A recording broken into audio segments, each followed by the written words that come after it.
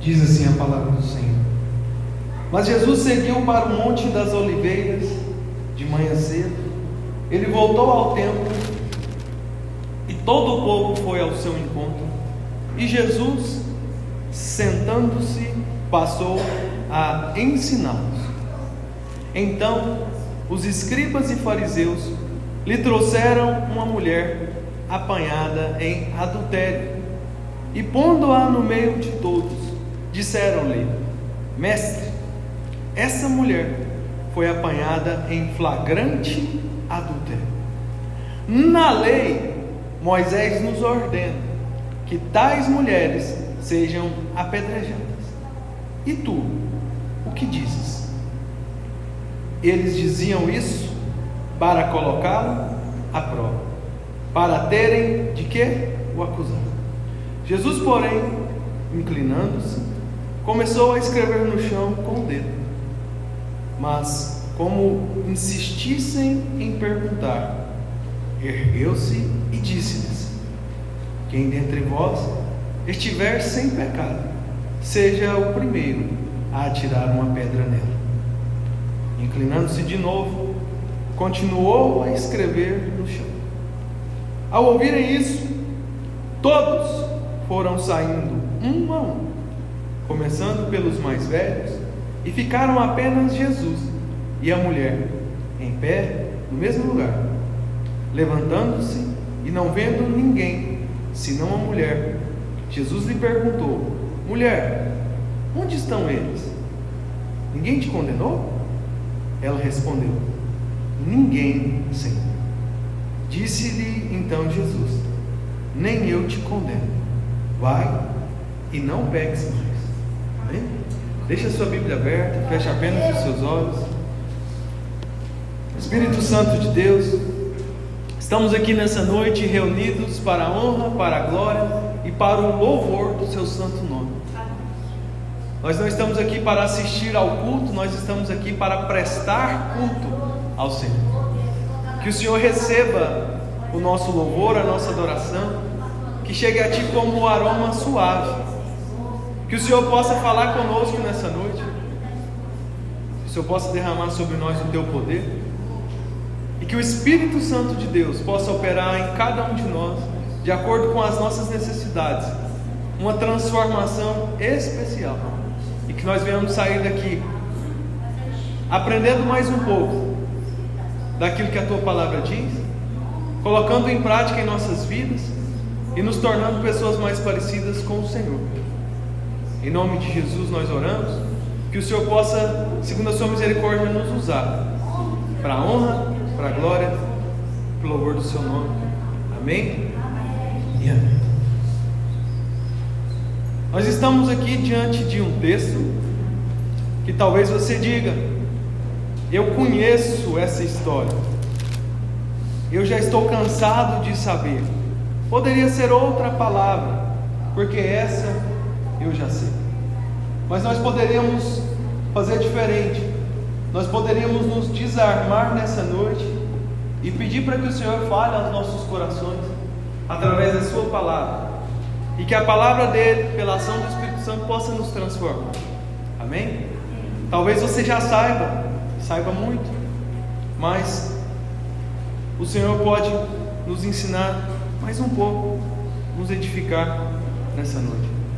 O livro, a Epístola de 1 João capítulo 2 diz: Filhinhos meus, estou lhes escrevendo essas coisas para que vocês não pequem. Porém, se alguém pecar, nós temos um advogado junto ao Pai para nos defender. Ele é Jesus Cristo, o justo. Amém? Então a Bíblia fala sobre um Jesus que é o nosso advogado. O advogado é alguém que fala em favor de outro, principalmente para o defender. Nós estamos diante de um texto narrado por João, que tem como pano de fundo a festa dos tabernáculos dos judeus. Nós estamos em um período festivo na nossa cidade, uma festa católica. Só que os judeus tinham diversas festas anuais. nem se compara a essa única festa. E nesse período, a cidade de Jerusalém estava cheia de gente também, cheia de pessoas, e haviam ali celebrações na sinagoga judaica. Jesus, ele subia à sinagoga e ensinava na sinagoga. Ele terminava a celebração, subia ao monte para orar, e pela manhã ele voltava para continuar ensinando. Abre parênteses. Que culto é esse? É culto de ceia? É culto de milagre? É culto de libertação? É culto de ensino? Tudo isso. Nós não precisamos rotular o culto ou colocar o que Deus vai fazer no culto. Nós nos reunimos aqui para render graças ao Senhor, prestar o nosso culto particular e comunitário em conjunto. E aqui tudo é possível. Jesus está presente, então os milagres são possíveis, as libertações são possíveis, o ensino é possível, você pode aprender aqui. Tudo é possível. O impossível, o extraordinário, é Jesus que decide o que ele vai fazer nesse culto. Só que, como eu já disse outras vezes, o principal ministério de Cristo era o ensino. A ênfase de Jesus não era ressuscitar os mortos, mesmo que de forma subliminar. O ensino, ele traz vida, e vida para nós que estávamos mortos no pecado, mas no sentido literal de ressuscitar o morto do caixão, que Jesus fez várias vezes, milagres que ele fez, curas que ele realizou, libertações que ele fez, demônios que ele expeliu. O principal ministério de Jesus era ensino, porque aquilo que ele aprende, que você aprende, ninguém tira de você. Pode tirar o seu carro, pode tirar a sua casa, pode tirar o seu dinheiro, mas aquilo que você aprendeu de positivo ou negativo, ninguém tira. Então Jesus queria implantar em nós o evangelho do reino, as boas notícias, as palavras que ele ouviu do Pai. Então, como um judeu, e sendo ele Cristo, ele estava sempre ensinando. E Jesus, nesse contexto a cidade de Jerusalém cheia, no meio da sinagoga dos judeus, no meio daquela cidade onde haviam escribas, fariseus, saduceus, cada um com sua filosofia, Jesus sentava ali para ensinar. Jesus também era um rabino judeu. Os princípios do evangelho são judaicos cristãos, então tem essa raiz do judaísmo, porém nós somos a igreja, nós vivemos o cristianismo, só que os princípios eles vêm de lá. Então Jesus ele sempre estava ensinando, e nesse contexto de festa dos tabernáculos estava cheio, todo mundo subia a Jerusalém para celebrar. Se normalmente tinham muitos escribas e fariseus, na festa tinha muito mais, todo mundo estava lá presente. Então, se regularmente criticavam Jesus, tentavam Jesus, provocavam Jesus, com o número maior desses religiosos, as probabilidades eram maiores. Então Jesus está ali ensinando. Então provavelmente, como sempre, iriam aparecer pessoas para confrontá-lo, iriam aparecer alguém para criticar aquilo que ele estava falando, colocá-lo à prova. Então nós vamos ver aqui um contexto muito interessante, onde uma mulher é levada a quem? Jesus, chamado aqui de mestre. E essa mulher, ela foi pega em flagrante adultério. O que isso significa? No ato do pecado. Ela foi pega em flagrante. Abriram a porta e ela estava lá o cometendo. E segundo a lei de Moisés, aquela mulher deveria ser apedrejada. E não só ela, mas também o homem.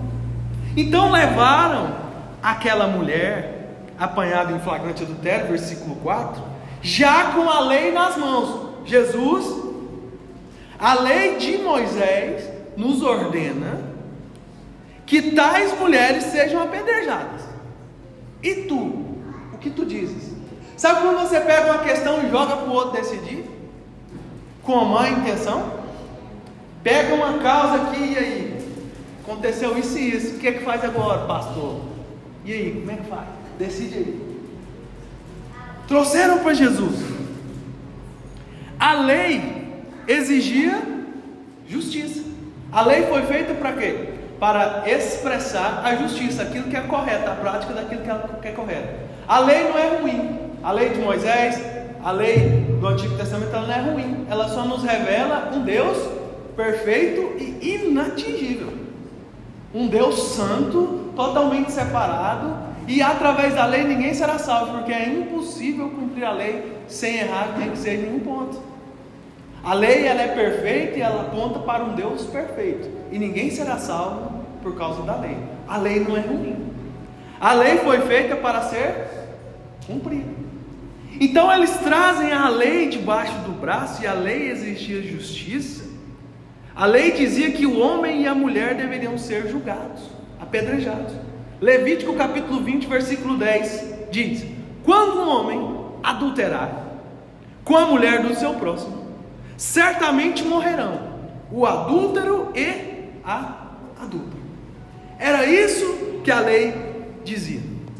Ambos deveriam receber a mesma pena. Deuteronômio 22, 22. Quando um homem for achado deitado com mulher casada com outro homem, morrerão ambos. Então, apenas a mulher foi apresentada a Jesus, o Mestre, aqueles que eles estavam dando autoridade naquele momento. E onde estava o homem? Os irmãos já se fizeram essa pergunta? Onde estava o homem? Nós sabemos que na nossa sociedade, segundo a nossa moralidade, tem muitas coisas que são imorais para as mulheres e muitas coisas imorais que engrandecem os homens.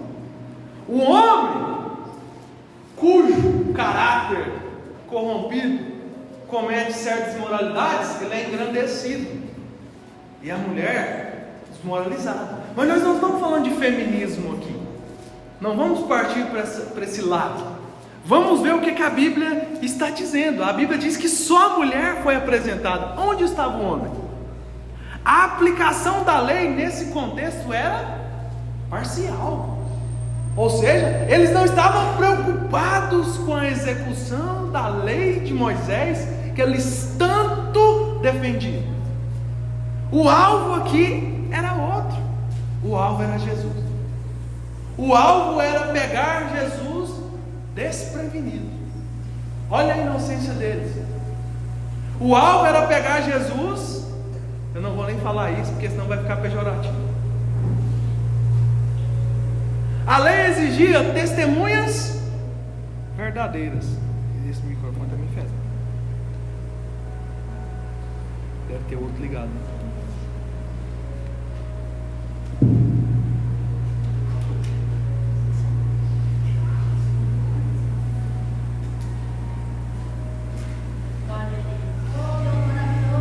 A lei exigia testemunhas verdadeiras. Deuteronômio 17, verso 6 diz o seguinte: pela boca de 2 ou 3 testemunhas morrerá o que houver de morrer. Deixa eu dar um exemplo. O irmão Roberto foi acusado de um pecado ou de um erro. Segundo a lei de Moisés,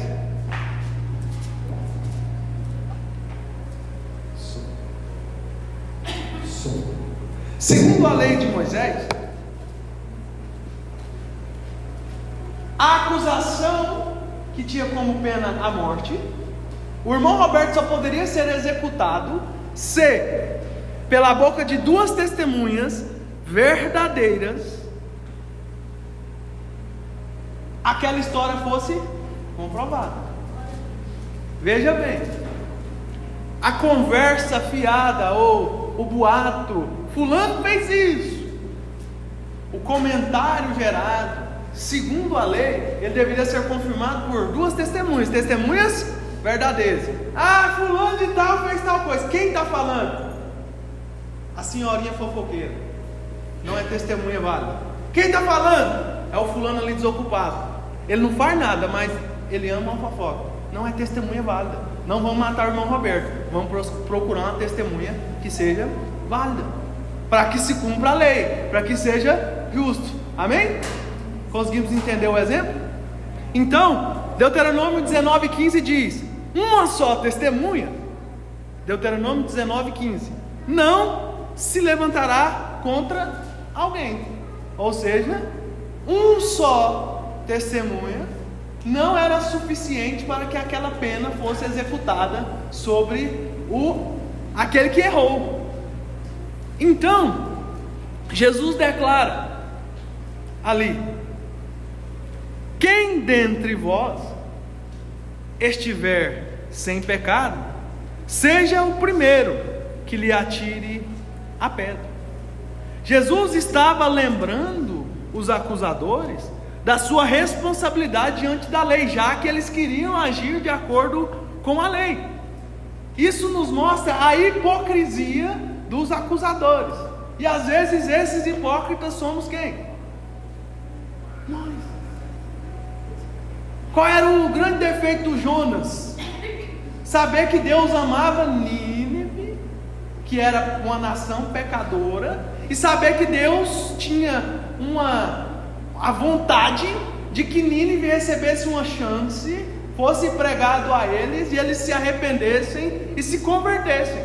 A raiva do Jonas, que a gente pode falar como crente antigo, é saber que Deus pega alguém totalmente perdido, totalmente com a vida destruída, e dá uma chance de restaurar e fazer tudo novo, e essa pessoa recomeçar. Às vezes nós nos iramos com Deus porque Ele tem essa possibilidade, e nós achamos isso inadmissível, porque o que essa pessoa merece é um inferno. Eu não sei porque que Deus deixa essa pessoa viva, tanta coisa errada que ela faz, e nós nos deparamos diante de um Deus que é misericordioso. Os fariseus aqui foram hipócritas, e Jesus revela a hipocrisia deles. João afirma aqui no versículo 6 claramente que eles diziam para apedrejar a mulher, para colocá-lo à prova. Eles tinham um propósito definido em levar aquela mulher apanhada em adultério.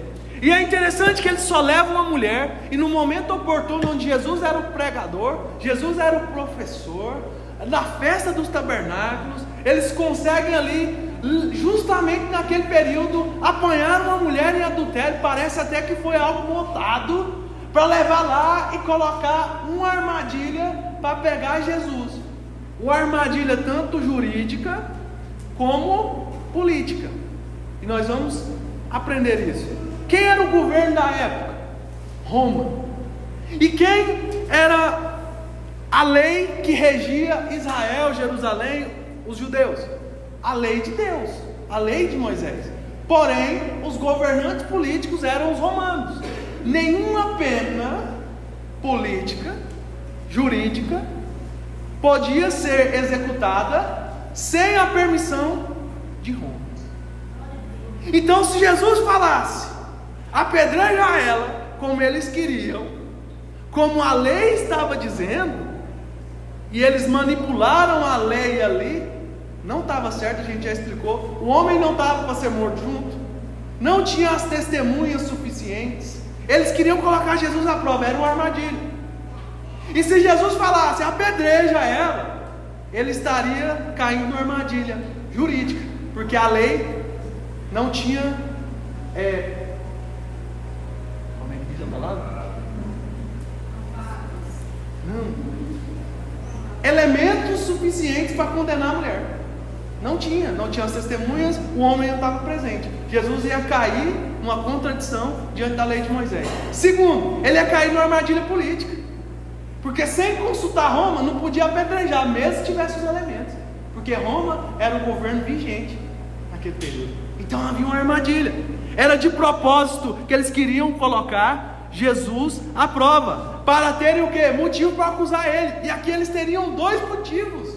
Aqui, Jesus quebrou a lei de Moisés e Jesus quebrou a autoridade do governo romano. Agora a gente pegou ele. E bem na época da festa aqui, agora nós conseguimos matar esse Jesus. Agora nós vamos ter o que acusar ele. Agora ele morre. Agora ele larga de atrapalhar a gente. Porque nesse período, os fariseus, os escribas, os saduceus, eles estavam envolvidos na política. E eles governavam, eles tinham cadeira no Senado, a religião tinha se misturado, eles se beneficiavam, eles eram hipócritas, eles devoravam a casa das viúvas, eles eram pecadores, eles eram falsos, eles eram desviados, eles faziam coisas erradas, eles eram mau caráter. Quando ninguém estava vendo, eles estavam bebendo do caso do pecado. Então Jesus estava atrapalhando, porque Jesus pregava um evangelho de justiça, um evangelho de boas novas. Jesus pregava uma graça que o religioso não podia conceber, que aquela graça estava dando oportunidade para uma raça de víboras, que eram como eram chamados pecadores, como eram chamados os cobradores de impostos, como eram chamadas as prostitutas, os bêbados, como eram chamados os perdidos, os gentios que não eram judeus. Eles não podiam conceber essa oportunidade de recomeço. E Jesus ele era uma ameaça para a religiosidade judaica, e Jesus era uma ameaça para o governo romano, que tinha o seu panteão de deuses, a sua idolatria, a sua imoralidade. Quer saber da imoralidade de Roma? Leia a carta de Paulo aos Romanos. No capítulo 1 você já vai ter um contexto ali enorme. Então, João afirma que eles estavam tentando Jesus. Eles não buscavam justiça.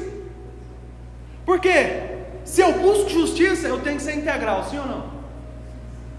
Vamos falar no nosso contexto? Pau que dá no Chico, dá no Francisco. Isso é justiça. Isso é um ditado popular, não tem como. A mesma Bíblia que diz, tudo me é lícito, mas nem tudo me convém. A Bíblia que diz claramente aquilo que é pecado, aquilo que é condenável a todo cristão. E o pastor cometer e todo mundo passar o pano, e o irmão cometer e todo mundo apedrejar o irmão e usar daquela oportunidade para humilhar o irmão. Não, a mesma palavra que me salva, que me condena, salva e condena a todo aquele que crê ou aquele que não quiser crer. Não tem ninguém privilegiado. A justiça, ela é justa. O símbolo da justiça é uma mulher vendada. A justiça, ela é imparcial, tem uma balança e uma espada. Ela é poderosa e ela é justa. Os atos são pesados, é imparcial, não escolhe o lado, e ela é poderosa. Então, justiça é justiça. Eles não estavam buscando justiça. A balança deles estava enganosa. Não tinha o segundo elemento, não tinha as testemunhas. A intenção deles era má. Eles não buscavam santidade.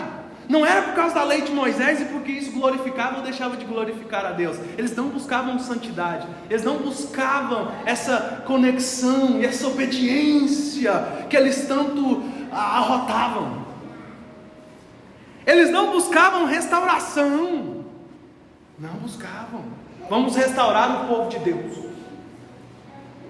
Vamos matar essa pecadora, porque a lei manda, e vamos limpar o povo de Deus. O povo de Deus é santo.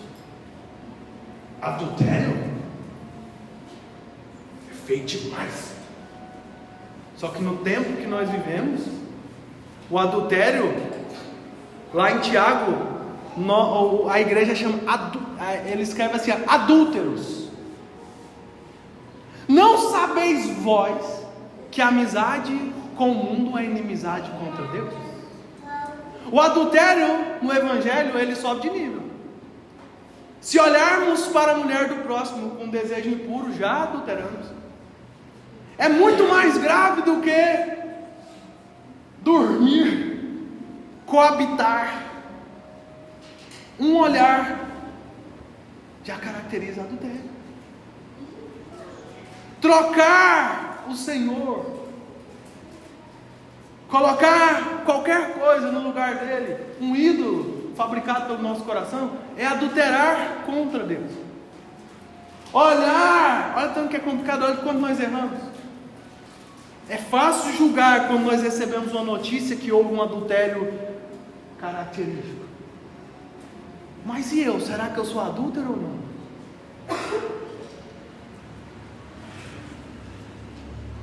Então a gente tem que orar como Davi: Senhor, não me permita pecar com os meus lábios. Porque às vezes quando eu abro a boca para ser fariseu, e às vezes a gente é cheio de justiça, né? Eu falo a gente porque somos todos nós, começa comigo. Assim como a gente está assistindo o jornal, vê um crime hediondo, nós crentes dizendo assim: um satanás desse tem que morrer, matado. A gente olha para nós mesmo e fala: será que foi eu que falei isso? Não foi, porque não pode fazer uma coisa dessa. Como é que faz uma coisa dessa? A gente é cheio de justiça própria, mas nós não somos o legislador, nós não somos o juiz. A Bíblia diz: quem és tu, pois, que julga o teu irmão? És por acaso o legislador? Você é o juiz? Não, então fica na sua. Então eles não buscavam restauração, eles buscavam destruir Jesus. O alvo aqui era matar Jesus, era colocar Jesus em uma armadilha. E aqui nós vemos algo que nos ensina muito, que é o poder do silêncio. Jesus, quando o homem abre a boca para se defender, o homem se defende. Quando o homem se cala, ele deixa Deus defender. Deus é que nos defende. Deus é que tem que nos defender. Então Jesus, ouvindo aquilo ali, ele inclina-se, agacha e começa a escrever no chão com o dedo. Aqui quem é mais ousado na pregação vai, por revelação de um anjo que eu não sei o nome, sabe exatamente o que Jesus escreveu. Eu não sei. Eu não sei. A Bíblia não fala, mas eu sei que ele está sendo sábio. Ele está usando aqui o poder do silêncio. Ele faz silêncio, ele faz o outro refletir. E eles insistindo, verso 7, em perguntar, Jesus ergueu e disse: quem de vocês estiver sem pecado, atira a primeira pedra. Jesus podia falar uma coisa mais sábia do que essa. Eles queriam pegar Jesus em armadilha, eles caíram na própria armadilha. Eles caíram. Eles buscavam destruir Jesus. A mulher era apenas um instrumento. Por que ela era um instrumento? De novo, cadê o homem? A lei dizia que era para morrer os dois. Então tinha que achar o cara primeiro, para depois matar os dois juntos. Se fosse para limpar o povo de Deus, tinha que limpar o povo de Deus os dois. Se matar só um, a justiça era parcial. Estava errado. Cadê o homem? A mulher estava sendo usada como um instrumento.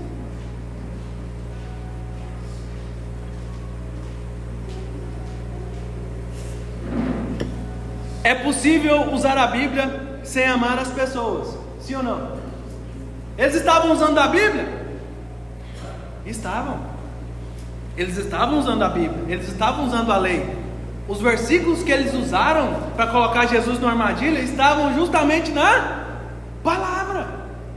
Então você que ama um conteúdo de qualquer procedência na internet, cuidado. Ah, não, é bíblico, irmão, é bíblico. A pessoa está falando a Bíblia. Cuidado, usaram a Bíblia para colocar Jesus em uma enrascada. Jesus não caiu não. Mas a Bíblia diz que Satanás se disfarça em anjo de luz. Satanás, ele conhece a Escritura, e ele usa a Escritura e ele nos suborna com a Escritura, e se possível for para te destruir, ele vai usar a Escritura, fica tranquilo. Você que aí vê demônio em tudo, mas não consegue ver o Satanás agindo usando a palavra. Ele usa também, viu? Não, mas a pessoa fala bonito demais, está falando da Bíblia. Entenda uma coisa, é bíblico. Nós somos o quê? Nós gostamos de dizer que nós somos evangélico. Já viu o termo evangélico? O que é isso que quer dizer evangélico? Que tem como regra de fé e prática a Bíblia, mas principalmente o Evangelho. Os 4 evangelhos, os livros do Novo Testamento. Ah, então é só o Novo Testamento? Não, o Antigo Testamento é a sombra, o cumprimento é o Novo, está conectado. Porém nós somos cristãos, baseados nos ensinamentos de Cristo. É bíblico. Cristo confirma isso que é bíblico nos seus ensinamentos? Não. Está respondido. Cuidado. É possível usar a Bíblia sem amar as pessoas. As pessoas usam a Bíblia para pedir Pix na internet. 7 mil Pix de R$7, ou 70 mil Pix de 70 centavos. Dá um bom dinheiro. Todo dia tem um fazendo isso na internet, usando o versículo da Bíblia. Se você fizer esse Pix de 70 centavos, 7 dias, 70 semanas, você vai ser próspero. E as pessoas fazem o Pix. É possível conhecer a lei e esquecer o legislador. Eles estavam usando o versículo da lei, mas eles esqueceram de quem? Quem é o juiz, quem é o legislador, quem aplica aquela lei, que é o Senhor. Então cuidado com isso. Jesus cumpre aqui, irmãos, a lei sem abandonar a misericórdia. Jesus não disse que o adultério não é pecado. Jesus disse que o adultério não é pecado? Não. Ele não falou que o adultério não é pecado. Ele também não disse que a lei estava errada em apedrejar a mulher. Hora nenhuma ele fez isso. Ele mostrou ali que ninguém estava aplicando de maneira correta a lei. Jesus escreveu no chão de forma ali muito infantil, talvez, como se estivesse brincando. Eu vou dar ênfase em mim, não é o que a Bíblia está dizendo, não é doutrina.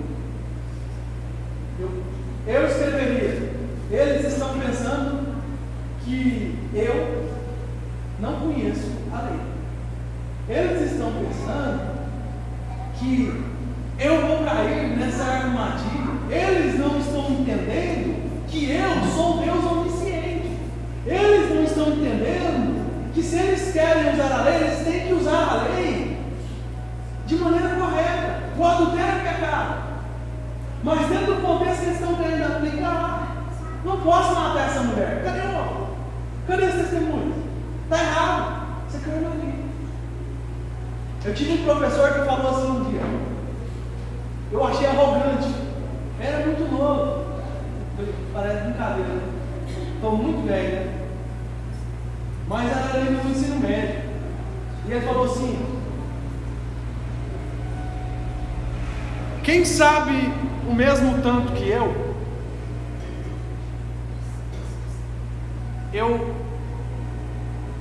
converso. Eu posso debater uma ideia.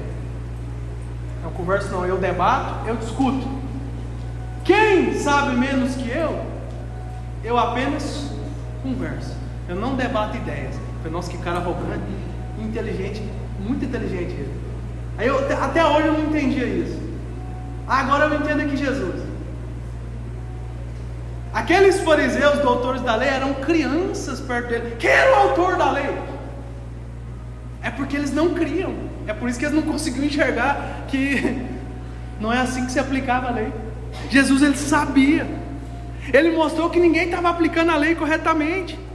A lei ali havia sido manipulada. E quantas vezes a palavra tem sido manipulada para nos enganar, para extrair de nós aquilo que a Bíblia não manda extrair, para fazer a gente acreditar em coisas que Jesus não falou.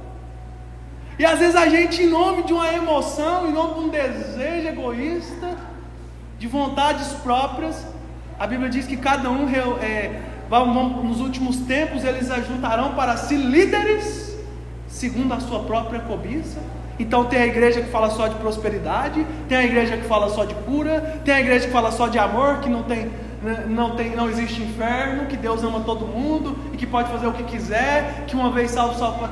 As igrejas que vão separando, elas vão tirando da palavra aquilo que as beneficia para viver as suas vidas como elas querem, manipulando a verdade para agradar. Jesus nunca fez isso. Se você voltar um capítulo atrás, João capítulo 6, ele prega a verdade, o povo começa a ir embora. Se fosse eu começava a chorar, os irmãos está tudo indo embora, eu não sei pregar. Jesus falou assim: vocês que ficou pode ir também, eu não vou mudar a mensagem para agradar vocês ficarem não. O que adianta? A verdade ela dói, mas ela cura. A verdade fere, mas também tem o poder de curar. É como se fosse uma cirurgia a verdade. Vou lá tirar o tumor, eu vou lá tirar o caroço, eu vou lá tirar a catarata, eu vou lá tirar... Como é que é, irmão? A vesícula. Vou lá tirar a vesícula. O apêndice sulfurou, vou lá tirar. Isso. Vai ferir, ué, porque vai pegar um bisturi, que é uma faca de médico, e vai furar a barriga, vai dar uma facada, vai abrir, vai tirar o que não presta, vai costurar, vai passar o remédio, vai tomar o remédio e vai ficar bom, vai ficar boa. Isso é a verdade. Tem uma frase que diz: feriste-me o coração com a tua palavra, e eu te amei. Porque a palavra do Senhor nos fere, porque é a verdade, mas ela nos cura daquilo que é o nosso câncer, daquilo que é a nossa doença, daquilo que é o nosso tumor, daquilo que é maligno em nós. Ela cura. Então não adianta eu dizer para você que você é lindo, maravilhoso, e mentir para você. Nós não somos. Nós somos carentes da misericórdia de Deus. Nós somos doentes espirituais. Nós não podemos nos salvar por nós mesmos. Nós precisamos do remédio que é a verdade. E conhecereis a verdade, e a verdade vos libertará. Quando nós conhecemos a palavra produz efeito libertador. O ato de ir lá na farmácia e comprar o remédio não faz o seu tratamento e nem promove sua cura, sim ou não? Mas quando você toma, ela produz um efeito no seu organismo que gera o alívio da dor, tratamento e a cura. Então o conhecimento da verdade que produz o efeito libertador. Não adianta manipular para agradar. Jesus mostra ali que a lei havia sido manipulada. A graça que transforma é o que Jesus oferece para aquela mulher. Ele diz: mulher, onde estão os teus acusadores? Ela responde: não tem nenhum, Senhor. E Jesus declara: nem eu te condeno. Vai e não peques mais. Jesus mostra ali uma graça que transforma. Jesus não é conivente com o adultério dela. Jesus não diz que a lei estava errada em querer matá-la. Mas Jesus estende algo que é chamado graça aqui para que ela fosse transformada. Olha a ordem: nem eu te condeno. Depois, vai e não peques mais. A graça vem antes da transformação. Amém? Tem gente que diz: chega aqui, não estou muito pronto para essa igreja não, estou cheio de erro. Quando eu estiver pronto eu volto, eu frequento, eu venho. E é o contrário. Vinde a mim, todos que estáis cansados e sobrecarregados. Às vezes o nosso fardo é pecado, é culpa, é condenação. Jesus diz: vinde a mim todos. Vinde como estáis, e eu vos aliviarei. Eu vou estender a graça. A graça vem antes da transformação. Então não é fica bom e vem, é vem como você está, e a graça te transforma. A transformação é fruto da graça. Você que recebeu a graça, você entende. Você não veio, ficou bonitinho lá, para depois se integrar ao corpo de Cristo, para fazer parte da comunidade, servir a Deus. Não, você veio do jeito que está. De glória em glória você está sendo transformado, porque não tem ninguém aqui pronto. Não tem ninguém aqui pronto. O apóstolo Paulo diz que dos pecadores ele é o principal. O apóstolo Paulo falou: miserável homem que sou, quem me livrar do corpo dessa morte? Se o apóstolo Paulo falou isso, eu não tenho nem o que falar. Nós não temos nem o que dizer. Eu sei que eu preciso estar aqui. Por quê? Porque aqui tem palavra. Porque reunidos aqui Jesus se faz presente. Amém. Ele é a única esperança. Aleluia. É a única chance que um pecador como eu e você temos na face dessa terra e na eternidade. Ele é a única esperança. Nós não estamos aqui porque nós somos bons. Nós não vamos ceiar porque nós somos os certinhos. Pelo contrário, é porque isso aqui não proclama a morte que se ofereceu no meu lugar para me salvar. E eu vou celebrar isso aqui, porque eu nunca poderia me salvar sozinho. Ele me salvou, Ele me deu uma nova vida, Ele está preparando lugar e Ele vai voltar para buscar a sua igreja. E eu estou aqui porque eu sou parte dela, faço parte do corpo, eu tenho que estar no corpo. Não é porque eu sou bom, é porque Ele é bom. E não é porque eu sou justo, é por causa da justiça dele. Dele, por Ele, para Ele são todas as coisas. Então a transformação é fruto da graça. Não, pastor, eu não estou muito bom não, então por isso que eu não estou indo na igreja. Irmão, você precisa estar aí na igreja para ser transformado. 2 Coríntios 3,18. De graça em graça nós vamos sendo transformados. Hoje é um dia de graça, de presente, de dom de Deus. Nós vamos ser transformados, particularmente cada um de nós, porque Ele está presente. Ninguém vai sair daqui igual. Talvez não é aquilo que você queria. Tem culto na internet que fala: oh, pastor, eu quero dar um testemunho. O que foi? Não tinha nada na minha conta, agora eu abri a conta, caiu 100. Aí o outro: no meu caiu 1000, o meu caiu 50.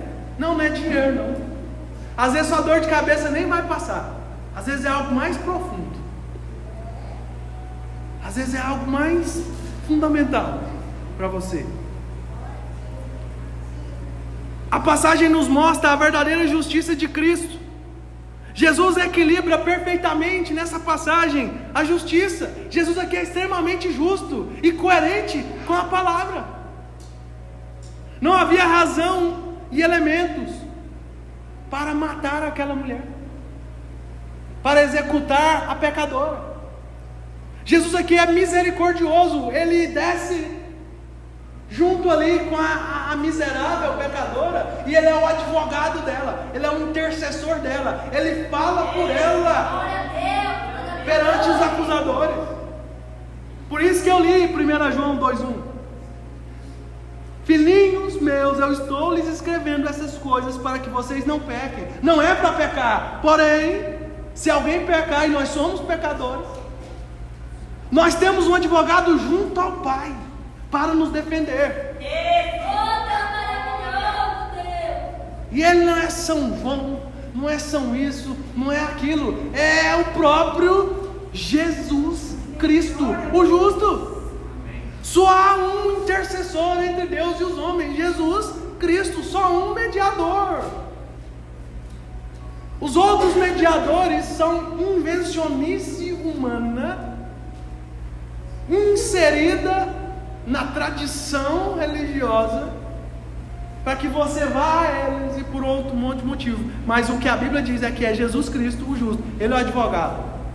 Canta, Cassiane: advogado fiel. Eu cantava isso quando minha mãe pegava eu, crente com 13 anos. Ei, mãe, a senhora me bateu, mas Jesus é o advogado fiel. Você vai ver, mano. Na inocência de criança, né? Pegava no pescoço assim, igual o vídeo da internet. Minha mãe vai ver, eu vou enforcar aqui nesse quarto. Não vou comer. Ei, mãe, a senhora vai ver o que Deus vai fazer, viu? Porque eu sou crente. 13 anos de idade, cadê as crentes de 13 aí? Tem alguma? É 12, né? Deus está falando com vocês. As 3 perguntas para vocês no final eu vou fazer. Não brinca não. Vocês estão aí no espírito, na cabeça baixa. Então, Jesus ele desce do lugar e ele é misericordioso. Não é a ferro e fogo. O missionário Mirosmar, quem conhece o missionário Mirosmar aí? Ninguém? Ele tem um hino que diz que a ferro e fogo não dá. Quem lembrou? Lembrou. A ferro e fogo não dá. Tem que ser pesado na balança. Tem que ser julgado segundo reta justiça. Tem que ter padrão. A mulher foi pega em aparente adultério. Cadê as testemunhas? Não tem. Tem que matar. Tá tipo, não é assim não. As coisas têm que ser. Tem ordem. Não é assim não. Vem aqui, miserável, que eu vou ser seu advogado. Você já conseguiu enxergar que a mulher pega em adultério? Somos eu e você? Nós somos pegos em adultério, pecando, e o Senhor, peraí que eu vou te defender. O diabo é o acusador, é o inimigo das nossas almas. Ele vem acusar e o Senhor, eu te defendo. Jesus é misericordioso. Jesus equilibra aqui a verdade. Jesus usa nada mais, nada menos do que a verdade. Jesus ele não dá um...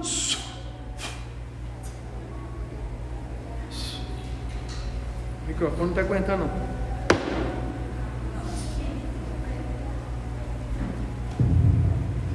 Jesus ele não falou, sai Satanás. Ele não usou nenhum poder, ele só usou a verdade. Ele não fez escândalo. Pelo contrário, ele ficou escrevendo no chão.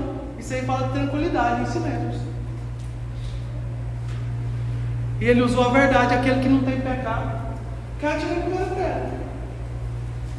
E eles sabiam que na lei, aquele que não tivesse pecado, a testemunha que fosse fiel, coerente, poderia dar a pedrada. E era literalmente, aquele que fosse a testemunha verdadeira, o primeiro a tirar a pedra no caso do adultério. Sabia disso? Estava escrito na lei. Jesus usa o quê? Para pegar eles na armadilha? Aquele que não tiver pecado, que atire a primeira pedra. Não é isso que está escrito na lei? Jesus usa a verdade. Olha o equilíbrio de Jesus aqui. Jesus estende a graça. O que é a graça? Favor imerecido.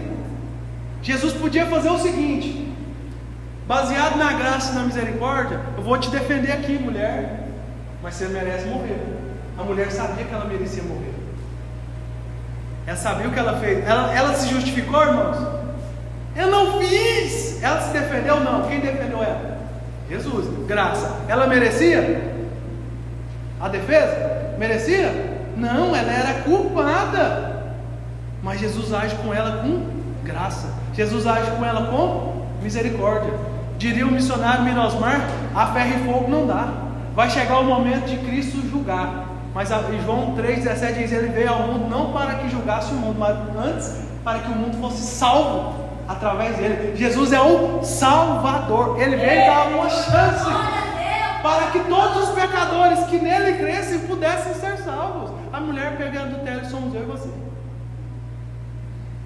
A mulher não podia salvar ela mesma, a não ser que Jesus estivesse ali. Se Jesus não estivesse ali, ela seria apedrejada injustamente, segundo a lei,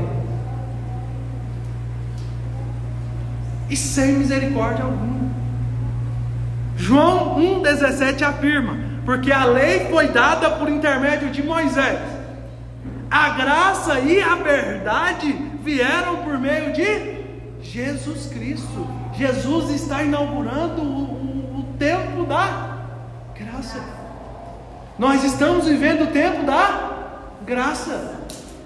E no tempo da graça, eu e você, cristãos evangélicos, segundo o Evangelho, é por isso que você tem que ler a Bíblia, senão você vai se tornar um cristão bíblico, usando de todas as promessas do Velho Testamento. É bíblico, é bíblico, é bíblico. Mas o que Jesus ensina você não pratica, mas você usa aquilo que é coerente para você. É como nós dissemos: a dízimo é do Velho Testamento, eu não gosto, mas o Senhor é meu pastor e nada me faltará. Você gosta. Dízimo é do Velho Testamento. Não, eu não pratico. Mas aquele que habita no esconderijo do Altíssimo, a sombra do Onipotente, descansará. Está aberto no painel do seu carro. Está aberto no criado mútuo, do lado de sua cama. Você declara, você ora essa palavra. Mas o dízimo é do Velho Testamento. Você entende a incoerência às vezes? A lei veio por intermédio de Moisés, amém. A lei é perfeita, mas a graça e a verdade vieram por meio de Jesus Cristo. Cristo tem autoridade para aplicar essa graça. Vamos aqui para algumas aplicações para quem gosta de julgar. Antes de apontar o dedo, o pecado dos outros, examine seu próprio coração. Nós gostamos de apontar o dedo? Seja sincero. Você não gosta não? Eu gosto. Não gosta não? Não precisa mentir não, irmão. O Senhor conhece você. De vez em quando eu dá a conta e peço misericórdia de Deus. O Senhor conhece você. Não precisa você querer ser o bonitinho não. A gente gosta. Mas antes de apontar o pecado dos outros, nós estamos aqui para aprender, sim ou não? Examinar o nosso coração. Mateus 7, versículo 3 ao 5. Se você quiser abrir, fica à vontade, mas eu já vou ler para adiantar. Por que você repara no cisco que está no olho do seu irmão, mas não se dá conta da viga que está no seu próprio olho?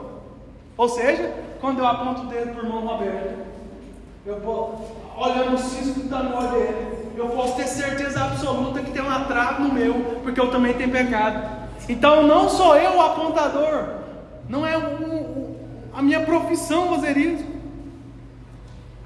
Como você pode dizer a seu irmão: deixe-me tirar o cisco do seu olho, quando não há viga no seu? E Jesus diz, é Jesus que está ensinando: hipócrita, tire primeiro a viga do seu olho, então você verá claramente para tirar o cisco do olho do seu irmão. Tira primeiro a viga do seu olho. Ah, pastor, então não pode julgar. João 7, 24. Está aí aberto. Não julgueis segundo a aparência, mas julgais segundo a reta justiça. Explica isso, pastor. O ensinamento de Jesus nos alerta contra o perigo dos julgamentos precipitados. Ah, eu acho que a irmã Claudinha, o achismo.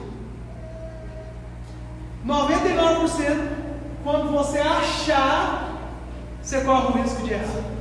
Cuidado com o achismo, tenha certeza.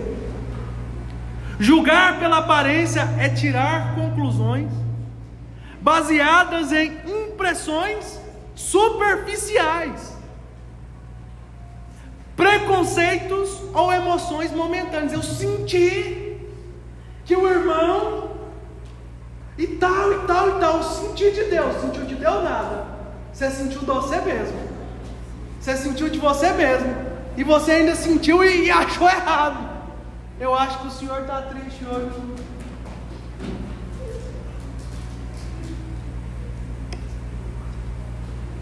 A reta justiça, por outro lado, é um convite ao discernimento. Jesus julgou ali aquela situação segundo a reta justiça ou segundo a aparência? Reta justiça. A conclusão de Jesus foi perfeita, foi cirúrgica, foi a decisão de um juiz que sabe o que está fazendo. E às vezes nós somos igual os fariseus ali. Tem que morrer. Deus não pode deixar um trem desse não. Por que Deus está deixando uma coisa dessa acontecer? Eu no lugar de Deus, eu não fazia. Eu matava porque essa pessoa é uma verdadeira desgraça. Essa pessoa falta graça nela. Essa pessoa é um diabo. Julgar segundo a reta justiça significa avaliar as situações com sabedoria, sem preconceito e com base em princípios da verdade, baseado na palavra, baseado na compaixão, baseado na equidade, em vez de focar apenas no exterior. Isso é julgar. Assim a gente pode julgar, amém? Ninguém que julga segundo a reta justiça, julga para destruir o outro. Ninguém que julga segundo a reta justiça, julga para fazer a fofoca do outro, para espalhar a fofoca, para destruir o outro, para difamar o outro. Pega aquela situação complicada, grave, traz, ora, trata, abraça, acolhe, tem misericórdia, tem graça e ajuda a resolver aquela situação. Mas o que julga segundo a aparência, aquilo ali virou uma fofoca, virou uma difamação, destrói a vida da outra pessoa. Não é o que a Bíblia nos diz. Então cuidado. Tem gente que faz coisa errada e fica assim, não julgueis para que não seja julgado. Quem está te julgando? Está julgando segundo a reta justiça? Está te convidando para ajudar você a se libertar desse pecado? Está trazendo você para perto? Está guardando a sua vida mesmo que você esteja errado? Está sendo como Cristo? Está baseado na palavra? Então aceita, arrepende, recebe o tratamento. Quando a gente chega lá no médico, o médico, que é a primeira coisa que ele faz? Sobe na balança, mede a pressão. O médico já fala, você tem que emagrecer. A maioria das doenças é porque está gordo. Tem que emagrecer, a maioria dos médicos. Tem que mudar o que come, tem que mudar o que bebe, tem que descansar, tem que fazer exercício. Você fica morrendo de raiva. Fica ou não fica? Médico miserável, eu estou lindo, eu estou linda, minha comida é maravilhosa, não sabe de nada. Eu que sei, eu que sou o Dr. Drauzio Varela. Mas ele está nos julgando segundo a reta medicina. Ele está certo. E se eu ouvir o que ele está falando, eu vou ser curado, eu vou melhorar. E por que às vezes as pessoas querem nos tratar com a medicina bíblica e a gente endurece o coração? Então vamos aqui para o último. Aplicação. Para quem caiu, existe perdão em Cristo. Diga amém? Amém. Não, pastor, eu não caí não, eu tomei esse inteiro, eu estava esperando a ceia aqui, porque eu não quero comer um pedaço de pão não, eu mereço 3 pedacinhos de pão hoje, e vou falar para a irmã Luzia me dar na taça, porque eu estou o alecrim dourado, esse mês eu estou excelente, Deus vai mandar uma estrelinha, vai cair lá no quintal de casa, vai estar escrito assim, porque esse mês você foi a 4ª pessoa da Trindade, você não caiu. A Bíblia diz que quem diz que não tem pecado é mentiroso, torna Deus mentiroso. A Bíblia diz que todos pecaram e destituídos estão da glória de Deus. Então não tem nenhum aqui que vai participar da mesa do Senhor que não tenha pecado, que não tenha caído, que não tenha errado. Então para quem caiu, existe perdão em Cristo. Mas o perdão sempre conduz ao arrependimento. Arrependimento é quando eu choro no culto, pastor? Não. Arrependimento é quando você muda. Não precisa chorar. Emocionalismo muitas vezes não serve para muita coisa. Pode se emocionar, irmão. Talvez você chore até com inauguração do supermercado. Fica tranquilo, é a sua personalidade. Pode chorar. Não tem problema. Ah, mas eu não choro. Fica tranquilo. Não é chorar não. É sair dessa porta para fora, entendendo o que ouviu, e abandonar esse pecado, se arrepender. O que é se arrepender? É igual a mulher pega adultério. Eu sei que eu adulterei. Eu sei que eu errei. Eu sei, pastor, eu caí no pecado. Mas Cristo estava lá para falar o quê? Tem perdão para você. Está disposto ao arrependimento? Tem perdão para você. Tem perdão. Existe perdão em Cristo, mas existe uma condição que Ele nos conduz ao arrependimento, irmãos. Vinde a mim como estáis, mas não permaneça como está. Deus odeia o pecado, e Ele também odeia o pecador. O pastor não fala isso. Deus odeia o pecado, mas Ele ama o pecador. Deus ama o pecador, /, arrependimento. arrependido, porque Ele conduz o arrependimento. Porque o pecador que não se arrepende, ele é um ímpio. E o ímpio passará como a folha, como a erva do campo, não servirá para nada. Árvore que não produz nada vira lenha. Cristo pega o pecador que Ele ama e conduz ao arrependimento. Deus ama o pecador arrependido. Não tem desculpa. Não vou continuar aqui porque Deus me ama. Todo mundo é filho de Deus. Aquele que ouve a palavra e não põe em prática engana a si mesmo. Não engana a si mesmo. A palavra é clara. E para a igreja? A disciplina deve restaurar. Ah, o irmão caiu. A disciplina a esse irmão deve restaurar o irmão. Nós erramos muito nisso. E eu confesso que erramos. A disciplina deve restaurar e não humilhar. A disciplina deve restaurar e nunca humilhar. O irmão caiu, vem cá, irmão. Vamos passar remédio. Vamos para a palavra, vamos para a oração. Desce do altar. Larga o microfone. Vem para a oração. Vem para a escola bíblica. Vem para aprender. Senta aí um pouco, descansa no Senhor, nos braços do Senhor. Ovelha ferida. Quando você sarar, você volta a trabalhar de novo. Mas por enquanto aconteceu um acidente com você. A verdade deve ser proclamada com amor. Eu já ensinei aqui outras vezes. Se o irmão olhar daí e falar assim: nossa, o pastor está com um blaze rasgado, coisa mais feia.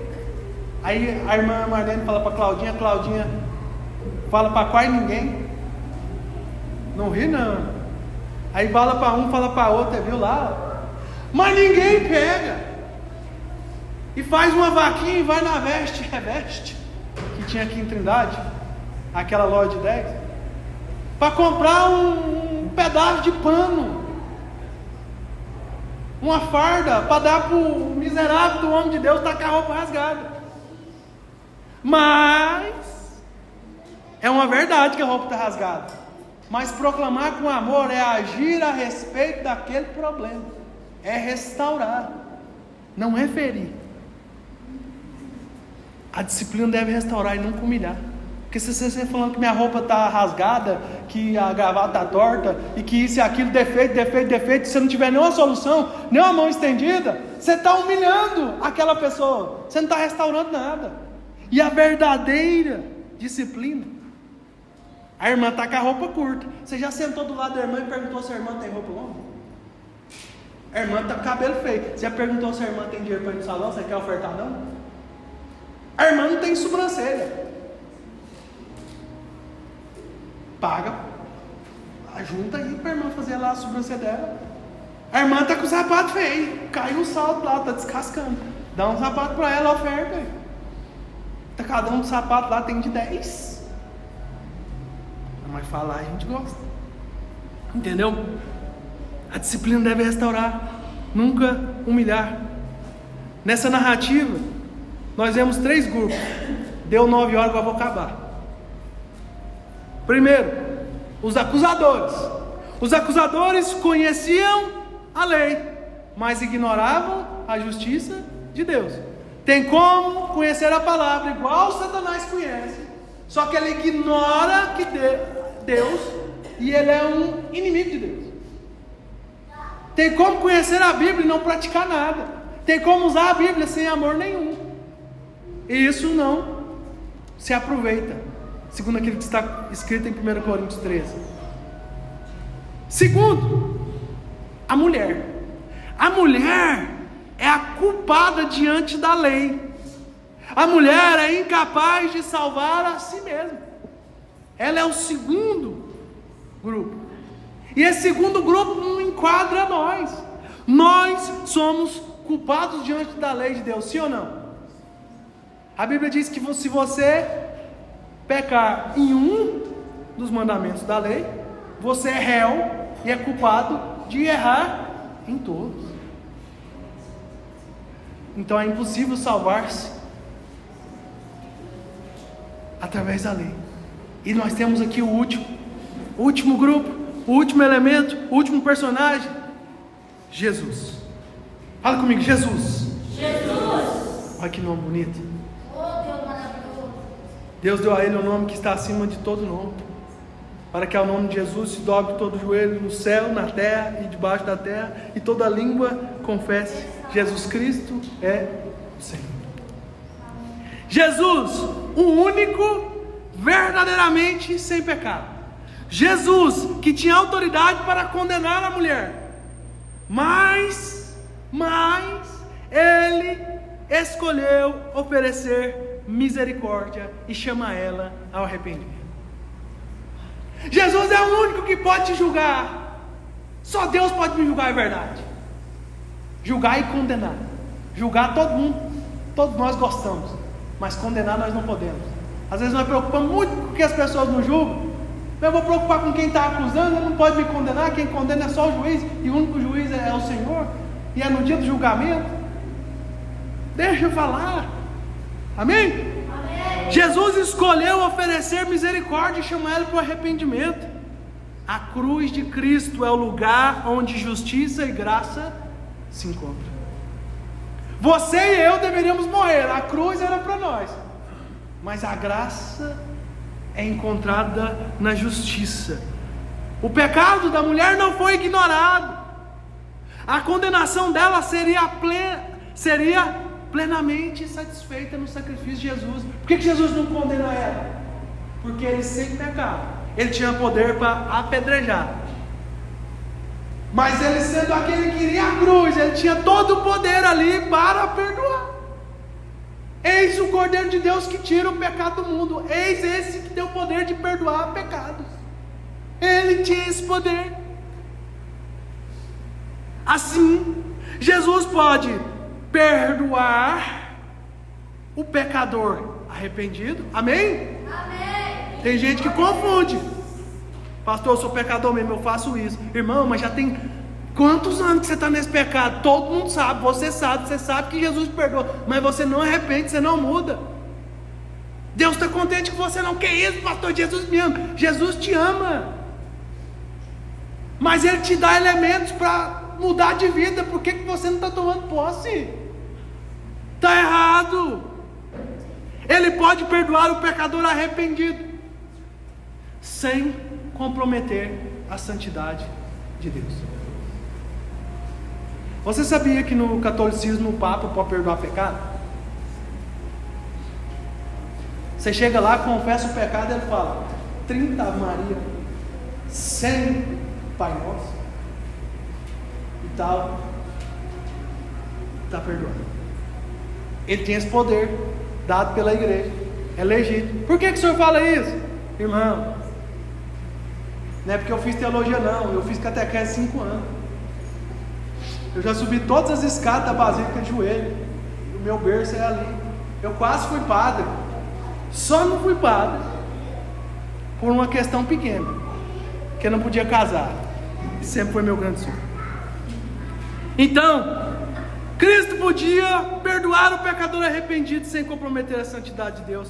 E eu vou terminar com essa frase. Se o louvor já quiser subir para me ajudar. A lei revelou a culpa da mulher. Sim ou não? Sim. A graça de Cristo revelou o caminho para uma nova vida. Eita, glória a Deus. Jesus não diminuiu a gravidade do pecado. Jamais. Jesus ofereceu ao pecador a oportunidade de recomeçar. Em Cristo nós pecadores temos a oportunidade de recomeçar. É por isso que a Bíblia diz que a palavra da cruz é loucura para os que perecem, para os que estão mortos nos seus pecados, mas para nós que somos salvos, ela é poder de Deus para a salvação de todos aqueles que creem. Para nós que cremos, a palavra é toda a nossa salvação. Para nós que cremos, a palavra da cruz não é loucura. A palavra da cruz é poder de Deus. A palavra da cruz, o Evangelho é um recomeço. Ah, mas é muito fácil. Você era cachaceiro, você era prostituto, você era dançarino, você era trocado, você era ladrão, mentiroso, corrupto, adúltero. Então quer dizer então que é fácil assim. Você cai agora para dentro da igreja, muda as roupinhas, todo domingo você está lá, e agora você quer me dizer que está tudo bem. Assim é fácil demais, né? Você pintou e bordou, agora você quer me dizer que porque você está indo na igreja, você vai para o céu. Você quer me dizer que você foi perdoado? Você quer fazer eu acreditar que agora você é uma nova criatura, uma nova pessoa? Que sua vida mudou? É assim? Vai contar essa história para outra, eu não acredito não. Isso aí é loucura, isso aí não dá para acreditar. A palavra da cruz é loucura para os que perecem. Não é porque nós estamos na igreja que nós somos cristãos. Não é vir na igreja que nos muda a nossa vida. Mas é o crer na palavra. É o arrepender-se dos nossos pecados. É entender que o Evangelho nos dá uma chance. E chance para quem? O adulto. Ô Senhor da glória. Qual é o nome do seu pecado? Qual é o nome? Eu não sei. Eu não quero saber. Mas eu sei que o Evangelho diz que se você se arrepender, Aleluia. se você crer que você pode ser perdoado, você tem a chance. Você tem tudo o que é necessário para começar de novo. Com a sua ficha limpa. Pelo sangue de Jesus. Com novas sandálias. Com novas vestes. Com a nova aliança. No sangue de Cristo. Obrigada, Senhor. Ah, pastor, mas ninguém acredita não, que o meu passado é sujo, igual puleiro de galinha.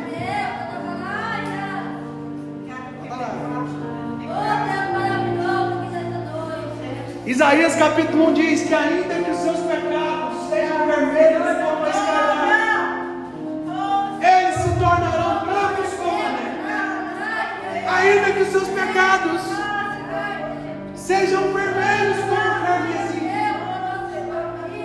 eles serão como a lã.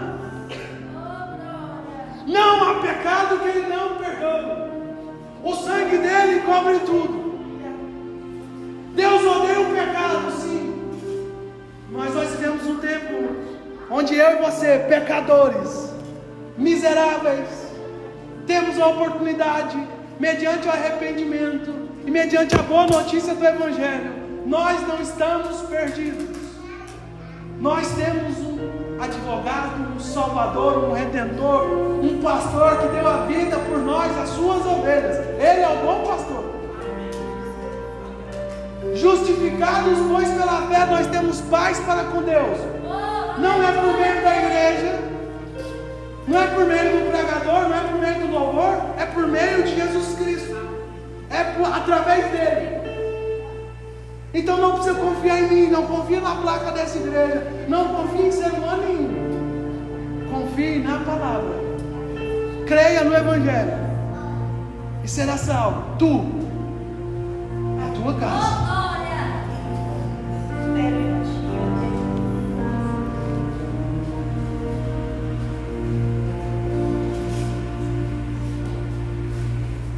Jesus disse para aquela mulher: nem eu te condeno. Por que ele fala isso?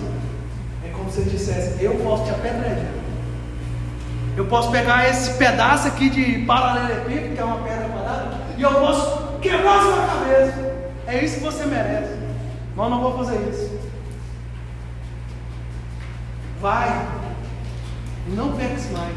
Vai e não viva mais essa vida de pecado. Arrependa-se. E cuide bem desse presente que eu estou te dando, chamado perdão. Por que você caminha com Cristo agora? Porque você foi muito perdoado. E quem foi muito perdoado, muito ama. Quem recebeu um presente muito caro é grato.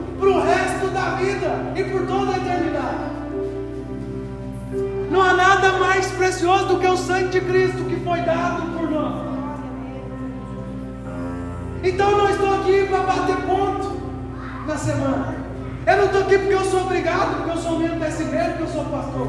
Não, eu estou aqui porque eu recebi algo tão caro, tão precioso.